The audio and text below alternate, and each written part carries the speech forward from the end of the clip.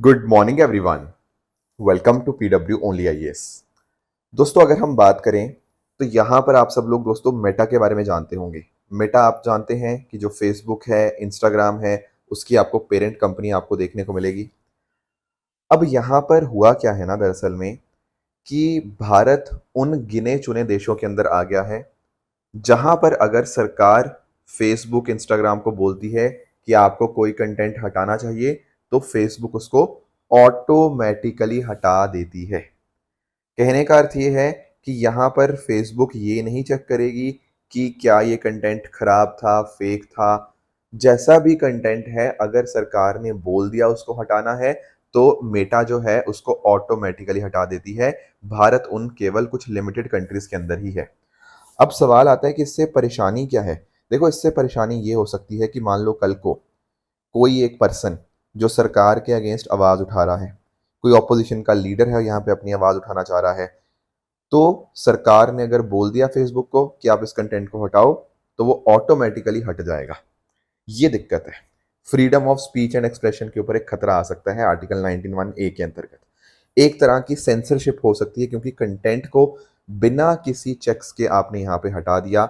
ये भी नहीं देखा कि कंटेंट सही था, खराब था, क्या नहीं था। और कहीं ना कहीं इससे आपकी पुलिस अथॉरिटीज को, आपकी सरकार को बहुत ज़्यादा पावर मिल जाती है बिना किसी कोर्ट ऑर्डर के। अब आपके दिमाग में आएगा, सर ऐसा हो कैसे रहा है। देखो, इस बात को आप अंडरस्टैंड करना। आपको सहयोग पोर्टल के बारे में पता होगा। मैंने पहले भी प्रीलिम बूस्टर के अंदर सहयोग पोर्टल के बारे में डिस्कस किया था। दरअसल में सहयोग पोर्टल को 2024 के अंदर लॉन्च किया था। ये आपका एक ना ऑनलाइन प्लेटफॉर्म है। अब होता पता क्या है, जैसे मान लो हमारी लॉ एनफोर्समेंट एजेंसीज हैं या हमारे पुलिस स्टेशन हैं।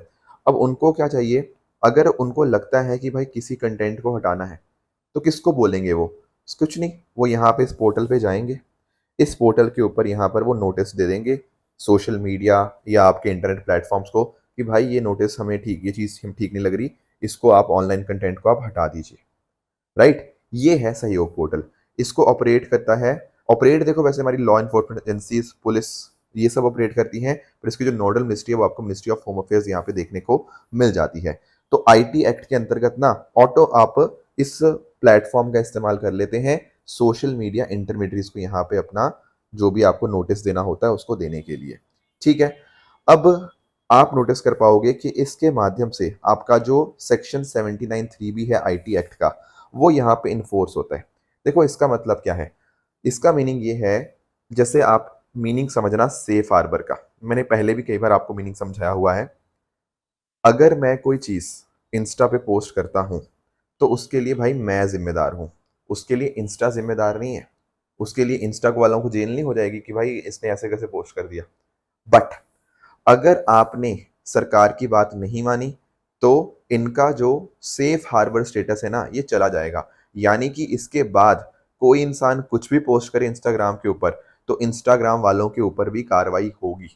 अभी फिलहाल के लिए इनको सेफ हार्बर मिला होता है, पर अगर यहाँ पे इन्होंने सरकार के दिशा निर्देशों के साथ कंप्लाई नहीं किया तो ये सेफ हार्बर जो स्टेटस इनको मिला हुआ है ये इनका जा सकता है। तो कहीं ना कहीं फिर सोशल मीडिया प्लेटफॉर्म्स को ये चीज़ करनी पड़ती है। राइट, तो ये सहयोग पोर्टल के माध्यम से ये सारी चीज़ें हो रही हैं। इसके माध्यम से जो कंटेंट होता है वो तेज़ी से रिमूव कर दिया जाता है। देखो, इस पोर्टल के कुछ फ़ायदे भी हैं, इसमें कोई डाउट की बात नहीं है। क्या फ़ायदे हैं सर? देखो, फ़ायदे इस कॉन्टेक्स्ट में हैं कि जैसे कुछ इलीगल कंटेंट होता है, कुछ हार्मफुल कंटेंट होता है, कुछ ऐसे जिससे कहीं न कहीं हमारे देश में लॉ एंड ऑर्डर यहाँ पे खराब हो सकता है ना? बहुत सारे देखो आप नोटिस करते हुए कैसे फेक चीज़ें सोशल मीडिया पे सर्कुलेट होती रहती हैं और उस जगह से कई बार दंगे वगैरह भी भड़क जाते हैं। तो यार इसकी ज़रूरत तो है, पर दिक्कत पता क्या है? दिक्कत यहाँ पे ये है कि सरकार के पास बहुत ज़्यादा पावर चली गई है। सरकार का जब मन करे जिस भी कंटेंट को वो रिमूव करना चाहे वो रिमूव करवा सकती है। तो बिना कोई कोर्ट के ऑर्डर्स के आप यहाँ पर सरकार या पुलिस स्टेशन जो है यहाँ पे आराम से किसी को भी ऑर्डर दे देंगे कि आप इस चीज़ को हटाइए। वो अपने आप में आर्टिकल 19(1)(a) के थोड़ा सा यहाँ पे उसको हैम्पर कर सकता है। That is the only concern. तो अभी क्या हुआ है, अभी मेटा ने ये बताया है कि अब अगर सरकार की तरफ से कोई कंटेंट उनके पास आता है तो वो ऑटोमेटिकली रिमूव कर देते हैं कि हाँ ठीक है, कर दिया रिमूव। इसमें फिर कोई सोचने वाली बात नहीं रहती कि करना है नहीं करना। ऐसे वन बाय वन नहीं किया जाता। सरकार ने बोल दिया मतलब काम करो, उसको कंटेंट को हटाओ। That is the concern. तो देखते हैं आगे इसके रिगार्डिंग क्या होता है। आई होप आपको सहयोग पोर्टल यहाँ पे समझ आया होगा। दोस्तों डेट है आज की 25 अप्रैल 2026 एंड आप सभी का स्वागत है आज के प्रीलिम बूस्टर न्यूज़ डिस्कशन में। स्टार्ट करते हैं। पहला दोस्तों जो आज हमें टॉपिक डिस्कस करना है वो ई नैम के रिगार्डिंग है। What is e NAM? E NAM stands for electronic national agricultural market. अब सबसे पहले तो देखो यार, समझो कि ये प्रोसेस काम कैसे करता है, क्योंकि कई बच्चों को ना ये कॉन्सेप्ट तो थोड़ा बहुत पता है बट कैसे वर्किंग कैसे वो समझ नहीं आती। देखो जैसे मान लो हमारे किसान हैं, ठीक है, हमारे किसान भी होते हैं, इन्हीं आप जो खरीदार होते हैं ना, जिनको कुछ खरीदना है, जिनको मान लो चावल कुछ भी ऐसे कुछ खरीदना है, वो क्या करते हैं, वो दरअसल में इस पोर्टल के ऊपर, ये जो ई नैम पोर्टल है ना, ये ऐप है, इसके ऊपर अपने आप को रजिस्टर करवा लेते हैं। ठीक है। अब किसान को इसके बाद पता क्या करना होगा, जो भी उसने फसल करी है, चाहे आपके आलू हैं, टमाटर है, what ever it might be, वो मंडी में लेकर आएगा। ठीक है, जो आपकी एग्रीकल्चर एपीएमसी मंडी होती हैं वहां पर लेकर आएगा। वहां पर मंडी के अंदर टेस्टिंग होगी। टेस्टिंग किस चीज़ की? कि भाई क्या क्वालिटी है इस पर्टिकुलर प्रोड्यूस की, अच्छी क्वालिटी है, खराब क्वालिटी है, या कितने किलो है, कितने क्विंटल है, वो सारी चीज़ें होंगी। फिर जो भी इस मंडी में टेस्टिंग हुई उसकी डिटेल्स को ऑनलाइन डाल दिया जाएगा। ऑनलाइन मतलब यही जो आपका ई नैम का पोर्टल था, इसके ऊपर डाल दिया जाएगा। अब देखो यहाँ पे किसान ने अपनी डिटेल्स डाल दी हैं। अब यहाँ पर ना इसको जो खरीदार होगा वो कहीं से भी इसको खरीद सकता है। कहने का मतलब, जैसे मान लो मैं लेट से मैं बिहार में हूँ, ठीक है, या मान लो मैं लेट से मैं यूपी में हूँ, ठीक है, मैं उत्तर प्रदेश का किसान हूँ, ठीक है, मैंने उत्तर प्रदेश के किसान के तौर के ऊपर मैंने ये सारा जो अपना प्रोड्यूस थी वो डाली, इस तरह से उसकी असेसमेंट वगैरह करवाई एंड उनको डिटेल्स को डलवा दिया इंटरनेट के ऊपर। अब हो सकता है कि कोई बंदा महाराष्ट्र में बैठा हो, उसको मेरी फसल खरीदनी हो, उसको लगे कि यार अच्छी क्वालिटी है और सही चीज़ भी है, तो पॉइंट पता क्या है, कहीं से भी भारत के अंदर कोई भी बायर होगा वो यहाँ पर इस डिटेल को देख लेगा एंड अकॉर्डिंगली वो वहां पर बिडिंग हो सकती है, मतलब ऑक्शन होगा। एक बायर कहेगा कि नहीं नहीं मैं फसल खरीदना चाहूंगा, दूसरा बायर कहेगा नहीं नहीं मैं खरीदना चाहूंगा, तीसरा कहेगा नहीं नहीं मैं खरीदना चाहूंगा। तो जो मुझे सही दाम दे देगा उसको मैं अपनी फसल यहाँ पे बेच दूंगा। तो उसके बाद क्या होगा, ऑनलाइन, ठीक है, डिजिटली मेरे बैंक में पैसे आ जाएंगे, ठीक है ना, और फिर जो बायर होगा जिसको खरीदना है वो ट्रांसपोर्टेशन का इंतजाम करके अपने पास जो भी अपना प्रोड्यूस होगा वो ले लेगा। तो इस तरह से पता क्या हुआ, हमने देश भर की मंडियों को कनेक्ट कर दिया, हमने ट्रांसपेरेंसी लेकर आए। नहीं देखो पता क्या होता था, किसान को पता ही नहीं लगता था कि उसकी फसल का क्या दाम होना चाहिए। इसी को बोलते हैं real time price discovery. Real time basis के ऊपर किसान को पता लग रहा है कि उसकी फसल का सही दाम कितना है। ऑनलाइन ऑक्शन हो जाता है यहाँ पे, इसके माध्यम से पूरे देश भर की मार्केट्स का आपको एक्सेस मिल जाता है। इसमें किसान, traders, farmer producer organisation, processors, exporter सब पार्टिसिपेट कर सकते हैं। क्योंकि किसी को खरीदना है, मान लो टमाटर है मेरे पास, कोई ऐसी केचप बनाने की फैक्ट्री है उसको चाहिए, तो वो भी भाई यहाँ से खरीद सकता है, कोई दिक्कत ही नहीं। तो इस तरह से एक सिंगल ट्रेडिंग लाइसेंस यहाँ पे पूरे देश भर के अंदर यहाँ पे वैलिड होता है। एंड इस तरह से अब तो जो ई नैम 2.0 है उसके माध्यम से लॉजिस्टिक्स, मतलब ये ट्रांसपोर्टेशन वाला और बाकी सारी चीज़ें भी इंटीग्रेट कर दी गई हैं। इससे फ़ायदा ये होता है कि किसानों की इनकम बढ़ती है, ज़्यादा प्राइस उनको यहाँ पे मिल पाता है एंड कहीं ना कहीं चीज़ें बेहतर ढंग से फॉर्मलाइज हो पाती हैं।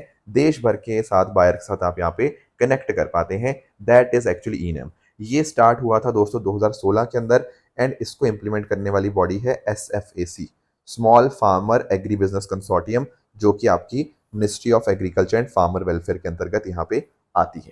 अब सर अभी रीसेंट कॉन्टेक्स्ट क्या है इसका? दोस्तों रीसेंट कॉन्टेक्स्ट यही है कि अभी राजस्थान ने बहुत ही शानदार काम किया है इस पर्टिकुलर ई नैम के अंतर्गत। जैसे आप नोटिस कर पाओगे कि राजस्थान ने लगभग 173 मंडियों को कनेक्ट कर दिया है ई नैम के साथ, और साथ साथ इस तरह से 15 लाख किसानों के से यहाँ पे फायदा होता हुआ हमें यहाँ पे देखने को मिल रहा है।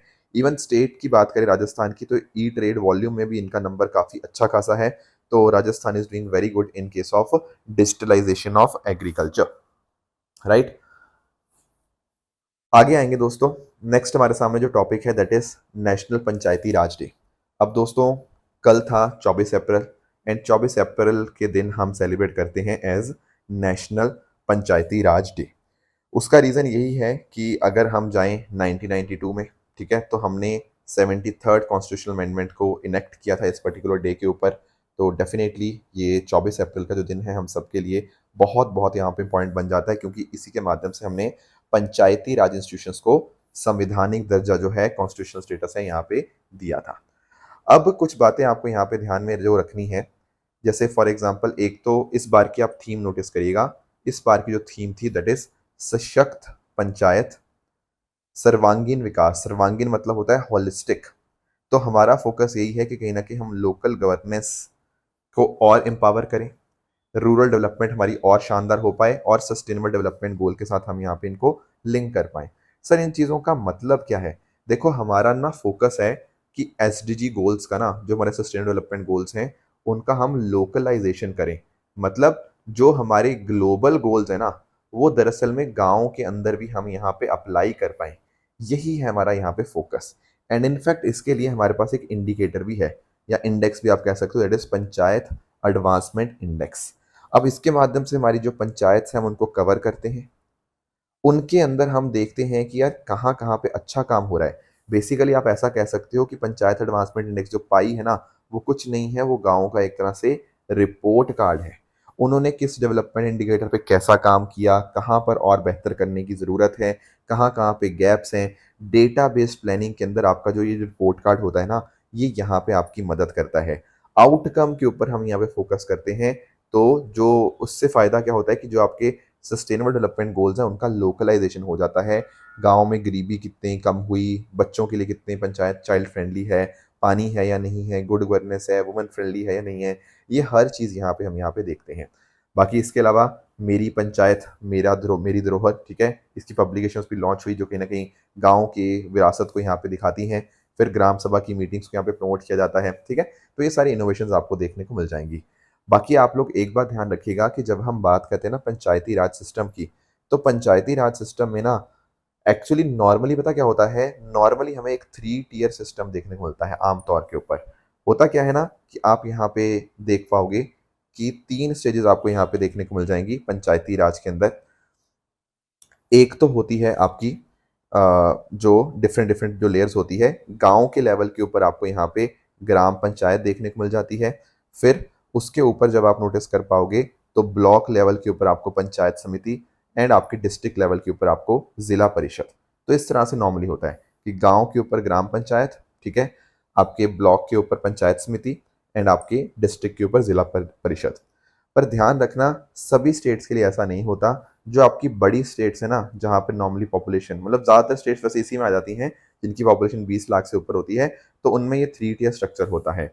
बट मान लो अगर कोई छोटी स्टेट है तो वहाँ पर फिर 3 टियर स्ट्रक्चर की ज़रूरत नहीं पड़ती, वहाँ 2 टियर स्ट्रक्चर से ही बात बन जाती है। यानी कि वहाँ पर क्या हो जाएगा, गाँव के ऊपर आपका ग्राम पंचायत और डिस्ट्रिक्ट के ऊपर जिला परिषद हो जाता है। वहाँ पर फिर पंचायत समिति ब्लॉक लेवल के ऊपर यहाँ पे नहीं देखने को मिलती। ये बात आप यहाँ पे ध्यान रख सकते हो। तो इस तरह से एक 3 टियर सिस्टम नॉर्मली हमें देखने को मिलता है, एंड इसके माध्यम से हम जो हमारा विकसित भारत का सपना है हम यहाँ पे उसको भी अचीव करने की कोशिश करते हैं। ये है आपका नेशनल पंचायती राज डे। आगे आएंगे दोस्तों, नेक्स्ट टॉपिक हमारे सामने है D notified, nomadic and semi nomadic tribes. सबसे पहले तो इन तीनों वर्ड्स का मीनिंग सीख लो। देखो जब मैं बात करता हूँ ना डी नोटिफाइड ट्राइब्स, ये वर्ड आया डी नोटिफाई से। बेसिकली पॉइंट पता क्या है कि ब्रिटिशर्स के टाइम के ऊपर पता क्या होता था, कुछ उन्होंने ऐसी ट्राइब्स आइडेंटिफाई करी थी। उनको ऐसा लगता था, हालांकि बहुत ही खराब ये चीज़ थी, उनको ऐसा लगता था कि यार ये लोग बहुत ज़्यादा क्राइम करते हैं, तो उन्होंने उनको ना क्रिमिनल ट्राइब की तरह घोषित कर दिया। बहुत ही ज़्यादा खराब चीज़ थी जो यहाँ पे ब्रिटिशर्स ने करी। फिर जब आज़ादी हुई ना, तो आज़ादी के बाद हमने 1952 में हमने यहाँ पे क्या किया, इनको डी नोटिफाई करवाया, ठीक है ना, कि नहीं ऐसा कुछ नहीं है। तो उन्हीं ट्राइब को हम बोलते हैं डी नोटिफाइड ट्राइब्स। अब देखो हमने ये अपनी तरफ से स्टेप ले तो लिया, पर अभी भी लोगों के दिमाग में ये जो स्टिग्मा है ना, ये अभी भी एग्जिस्ट कर रहा है। जैसे फॉर एग्जाम्पल पारदी ट्राइब है, सांसी ट्राइब है, ये डी नोटिफाइड ट्राइब्स हैं। अब ऐसे ही एक वर्ड आता है नोमैडिक ट्राइब। नोमैडिक कौन होते हैं? जिनकी कोई ना कोई फिक्स जगह नहीं होती, वो घूमते फिरते रहते हैं एक जगह से दूसरी जगह। यहाँ जैसे फॉर एग्जांपल बंजारा ट्राइब के बारे में जानते होंगे आप, गडिया लोहार ट्राइब के बारे में आप जानते होंगे। इसके अलावा एक होती है सेमी नोमैडिक। सेमी नोमैडिक मतलब देखो पूरी तरह तो नहीं, पर कुछ कुछ टाइम यहाँ पर रुक जाते हैं, बाकी टाइम ये घूमते रहते हैं। नोमैडिक तो पूरा ही घूमते रहते हैं कंटिन्यूअसली। सेमी नोमैडिक में थोड़ा बहुत सेटल्ड होते हैं, बट नॉर्मली इनका सीजनल माइग्रेशन यहाँ पे चलता रहता है। जैसे आप गुज्जर कम्युनिटी के बारे में जानते होंगे, रबरी कम्युनिटी के बारे में जानते होंगे। ये है आपकी सेमी नोमैडिक ट्राइब। अगर इनकी पॉपुलेशन की बात करें ना तीनों मिला के, तो मोटा मोटा 10 करोड़ के आसपास है, ठीक है, अलग अलग देश के अलग अलग हिस्सों में आपको ये देखने को मिल जाते हैं। अब इनमें से कुछ शेड्यूल कास्ट में आते हैं, कुछ शेड्यूल ट्राइब में आते हैं, कुछ ओबीसी में आते हैं, कुछ ऐसी कम्युनिटीज जिनको कोई हम क्लासिफिकेशन हम दे ही नहीं पाए हैं। राइट, ये चलो इनका मीनिंग हो गया। अब हुआ पता क्या है, अभी यहाँ पे union ministry of social justice and empowerment, इस मिनिस्ट्री ने ना अभी यहाँ पे अपनी एनुअल रिपोर्ट दी है और इसमें इन्होंने बताया है कि भाई देखो, सरकार ने इनके लिए कोई खास काम यहाँ पे किया नहीं है D notified nomadic and semi nomadic tribe में। मतलब स्टेट्स ने भी अच्छा काम नहीं किया। तो थोड़ा समझते हैं इसके बारे में कि क्या इन्होंने बोला है। देखो, इन्होंने बोला है कि यार बहुत बार एडवाइजरी दी गई है 2015 ऑनवर्ड्स ही कि आप स्टेप्स लीजिए, पर अब विन विन आपकी जो राज्य सरकारें हैं वो इनके लिए यहाँ पे प्रॉपर स्टेप्स यहाँ पे नहीं लेती हैं। केवल 7 ही ऐसी स्टेट्स हैं जिन्होंने D notified tribe community certificates यहाँ पे इशू किए हैं, बाकी स्टेट्स तो ये सर्टिफिकेट्स इशू ही नहीं करती। फिर बहुत ज़्यादातर स्टेट्स ऐसी हैं जिन्होंने अभी तक यहाँ पे इनके लिए अलग से वेलफेयर बोर्ड बनाया ही नहीं है, अलग से डिपार्टमेंट बनाया ही नहीं है, इनकी शिकायतों का निपटारा करवाने के लिए ग्रीवेंस रिड्यूसल सिस्टम, ये कुछ भी बनाया ही नहीं है बहुत सारी स्टेट्स ने। फिर अगर हम बात करें, सर्टिफिकेट इशू करने में देरी होती है, पॉपुलेशन डेटा जनरेट नहीं करते, उनके जो लाभार्थी होते हैं, बेनिफिशरीज होते हैं, उनको आइडेंटिफाई करने में सरकारें यहाँ पे विफल हो रही हैं, उनको लैंड एलोकेशन नहीं हो पाती, उनको स्कीम्स यहाँ पे डिलीवर नहीं कर पाते। तो कहीं ना कहीं बहुत ज़्यादा चिंता की बात है कि राज्य सरकारें यहाँ पे अच्छे से काम नहीं कर पा रही हैं। बाकी अभी जो सेंसस आएगा उसके अंदर भी बात की गई कि इनको यहाँ पे हम देखेंगे इनकी कितनी पॉपुलेशन है डी नोटिफाइड ट्राइब की, पर कैसे इनका मेथोडोलॉजी कैसे होगी, कैसे इनको आइडेंटिफाई किया जाएगा, वो फ्रेमवर्क यहाँ पे किसी को भी पता ही नहीं है देश भर के अंदर। बाकी एक हमारी स्कीम है, scheme for economic empowerment of D notified tribe, जिसको हम सीड के नाम से जानते हैं। इसने थोड़ा बहुत काम किया जरूर है कि आपके लगभग 5,000 सेल्फ हेल्प ग्रुप्स बना दिए, ठीक है, 3,000 बच्चों को कोचिंग दे दी, 50,000 के करीब यहाँ पे आयुष्मान कार्ड यहाँ पे इशू कर दिए। पर कवरेज वगैरह की अगर हम बात करें तो अभी भी लिमिटेड ही है, ऐसा नहीं है कि सब लोगों तक पहुंच पाया। आप खुद देखो ना यार, कहाँ 10 करोड़ लोगों की बात हो रही है, कहाँ हम बातें कर रहे हैं 2,000, 3,000, 5,000 के नंबर की, या 50,000 भी। 10 करोड़ के सामने ये बहुत ही छोटे नंबर्स हैं, समझे इस बात को। तो हमें बहुत ज़्यादा काम करने की ज़रूरत है डी नोटिफाइड ट्राइब्स के वेलफेयर के रिगार्डिंग। आगे आएंगे दोस्तों, एक हमें टॉपिक हमें डिस्कस करना है, वो है रिगार्डिंग यूएनएससी ट्रिपल वीटो के कॉन्टेक्स्ट में। देखो, सबसे पहले एक काम करते हैं, हल्का सा हम यूएन सिक्योरिटी काउंसिल को रिवाइज कर लेते हैं। हालांकि मुझे पता है कि आप सबको चीज़ें, आपको बहुत अच्छे से आइडिया है। अब देखो, यूएनएससी आपको पता है कि it is one of the 6 principal organs, ठीक है, यूएन के। जैसे आप यूनाइटेड जनरल असेंबली है, उस तरह से यूएन सिक्योरिटी काउंसिल भी एक आपका प्रिंसिपल ऑर्गन देखने को मिल जाता है। और इसका काम क्या है? इसका काम है इंटरनेशनल पीस एंड सिक्योरिटी को मेंटेन करना, पीस कीपिंग ऑपरेशंस को ऑथराइज करना, कहीं सैंक्शंस वगैरह लगाने हो, वो भी इन्हीं का काम बनता है। अब इसके टोटल मेंबर्स आपको 15 देखने को मिल जाएंगे। और इसमें क्या होता है, इसमें 5+10 का नंबर होता है। 5 क्या है? ये परमानेंट मेंबर्स होते हैं, दिस आर P5, जिसमें आपका यूएस, यूके, फ्रांस, रशिया और चाइना आ जाते हैं। ऑन द अदर हैंड बाकी जो 10 होते हैं ये होते हैं नॉन परमानेंट, ठीक है। ये जो नॉन परमानेंट 10 मेंबर्स होते हैं ना, ये 2-2 साल के टर्म के लिए यहाँ पे इनको इलेक्ट किया जाता है।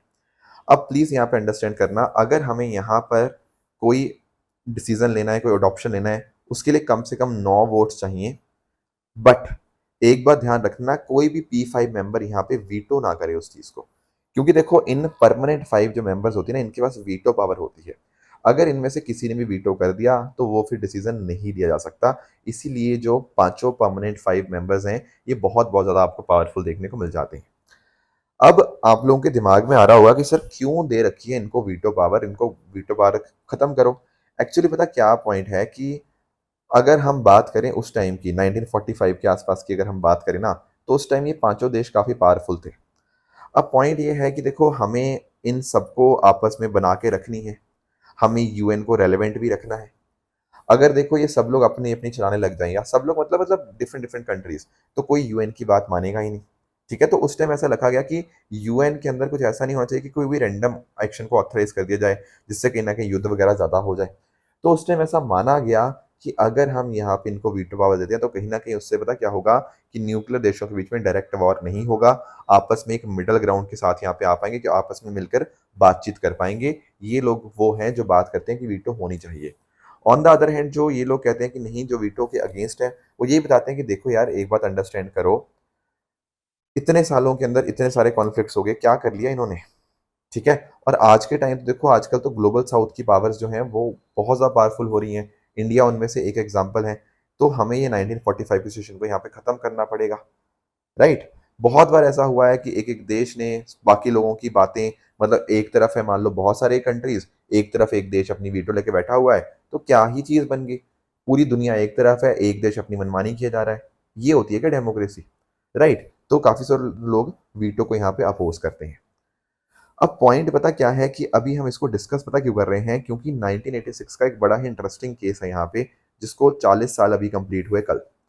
अब क्या है ये 1986 का मुद्दा? अब यहाँ पे हुआ पता क्या था? हुआ दरअसल में दोस्तों ये था कि यूएसए ने क्या किया था ना, यूएसए ने लीबिया के अंदर एयर स्ट्राइक करी थी 1986 के अंदर under the operation L Dorado canyon. ये अगर हम बात करें इस पर्टिकुलर चीज की, तो हुआ क्या था कि वेस्ट बर्लिन जर्मनी में एक डिस्को के ऊपर बॉम्बिंग हुई थी और उन्होंने बोला था कि लीबिया ने ये करवाया है। उसके बाद यूएसए ने उसके ऊपर यहाँ पे हमला कर दिया। तो जब ये मुद्दा फिर गया ना यूएन सिक्योरिटी काउंसिल के ऊपर, तो वहां पर क्या हुआ, 3 परमानेंट मेंबर्स, एक तो आपका यूएसए खुद, और उसके साथ उसके जो दो साथी हैं यूनाइटेड किंगडम और फ्रांस, इन तीनों देशों ने वीटो का इस्तेमाल किया। बाकी सारे देश इनके अगेंस्ट थे, वहां पे मेजोरिटी अगेंस्ट में थी, पर इन तीनों देशों ने यहाँ पे वीटो का इस्तेमाल किया। ये one of the rare incident है, यहाँ पर तीन तीन देशों ने यहाँ पे वीटो किया। इसको बोलते हैं UN security council triple veto. तो लोगों ने उस टाइम यहाँ पे बहुत ज़्यादा क्रिटिसाइज किया था इस चीज़ को कि कैसे इनके पास इतनी पावर है, ठीक है ना। तो कहीं ना कहीं फिर से वही बात यहाँ पे हमारे सामने आती है कि कहाँ हमें वीटो पावर के अंदर कुछ चेंजेस लाने की जरूरत है, कि यूएन सिक्योरिटी काउंसिल के अंदर कुछ रिफॉर्म्स लाने की यहाँ पे जरूरत है या नहीं। अब पॉइंट ये आता है कि क्या सच में सर वीटो इतनी ज्यादा पावरफुल है? देखो पावरफुल तो है, बट 2022 के बाद से ना द वीटो इनिशिएटिव यहाँ पे स्टार्ट हुआ है, जिसके माध्यम से होता पता क्या है, अगर मान लो कोई भी परमानेंट 5 मेंबर है, अगर उसने अपनी वीटो का इस्तेमाल किया, तो होगा पता क्या होगा, दरअसल में ये कि वो मुद्दे को automatically United nation general assembly के अंदर उसको डिस्कस किया जाएगा, कि अगर आपने वीटो यूज कर ली है ना, तो वो मुद्दा डिबेट में आएगा यूएनजीए के अंदर। ऐसा नहीं है कि वीटो पावर में कुछ बदलाव आ गया, पर कहीं ना कहीं आपकी एक जिम्मेदारी आपके ऊपर ला दी गई है कि आप यूएनजीए में आइए, आप अपने मुद्दे को जस्टिफाई करिए। एक अकाउंटेबिलिटी यहाँ पे लाने की कोशिश यहाँ पे करी गई है, एक ट्रांसपेरेंसी लाने की यहाँ पे कोशिश करी गई है द वीटो इनिशिएटिव के द्वारा। राइट। अब भारत का क्या पर्सपेक्टिव है इन सब चीजों के रिगार्डिंग? देखो भारत जो बात करता है कि देखो यार 1986 में जो हुआ ना ट्रिपल वीटो, ये कहीं ना कहीं दिखाता है कि यूएन सिक्योरिटी काउंसिल किस तरह से इम्बैलेंस्ड है। और हम तो इंडिया, जर्मनी, जापान और ब्राजील, ये चारों देश तो G4 का पार्ट है, और G4 की तो डिमांड यही है कि हमें यहाँ पे जो परमानेंट मेंबरशिप है इसको एक्सपेंड करना चाहिए, और हम चारों देश एक दूसरे की यहाँ पे सपोर्ट भी करते हैं। इसके अलावा अगर हम बात करें L69, ये जो ग्रुप है, ये L.69 पता क्या है? ये दरअसल में एक डेवलपिंग कंट्रीज का ग्रुप है जो डिमांड करता है यूएन रिफॉर्म्स की, जो बात करता है यूएन सिक्योरिटी काउंसिल की एक्सपेंशन की। परमानेंट भी और नॉन परमानेंट मेंबर दोनों एक्सपैंड होने चाहिए। Africa, Asia Pacific, Latin America, इन देशों का जो आपका रिप्रेजेंटेशन है वो और ज़्यादा बेहतर यहाँ पे होना चाहिए। इसमें भारत एक की मेंबर है। तो इंडिया की डिमांड यही है कि देखो चीज़ों को अंदर बदलाव जाना चाहिए, एट द सेम टाइम कुछ रिफॉर्म्स आने चाहिए, ताकि यूएन सिक्योरिटी काउंसिल अगर यहाँ पे रेलिवेंट रहना है तो आज के सिचुएशन को यहाँ पे उसको समझना होगा। आज के कंटेम्प्रेरी टाइम्स को अंडरस्टैंड करके ही हमें यहाँ पे यूएन को रेलिवेंट यहाँ पे रख पाएंगे। तो ये मुद्दा था आपका वीटो के रिगार्डिंग। तो ये कुछ टॉपिक्स थे दोस्तों जो आज हमें डिस्कस करने थे। अब यहाँ पर आपके सामने कुछ ट्रू एंड फॉल्स स्टेटमेंट्स हैं, इनको आप पढ़िएगा, बताइएगा इनमें से कौन सा सही है कौन सा गलत है।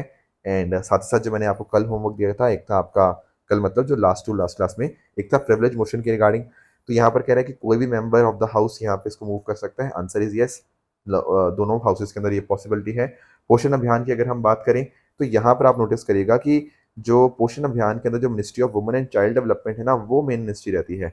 हालांकि बाकी और मिनिस्ट्रीज का पार्टिसिपेशन भी होता है, पर मेन जो नोडल मिनिस्ट्री है इसकी वो ministry of women and child development ही है। फिर वर्ल्ड अर्थ डे 2026 की बात करें तो इसकी theme our power earth planet ही थी, so that is also a correct statement.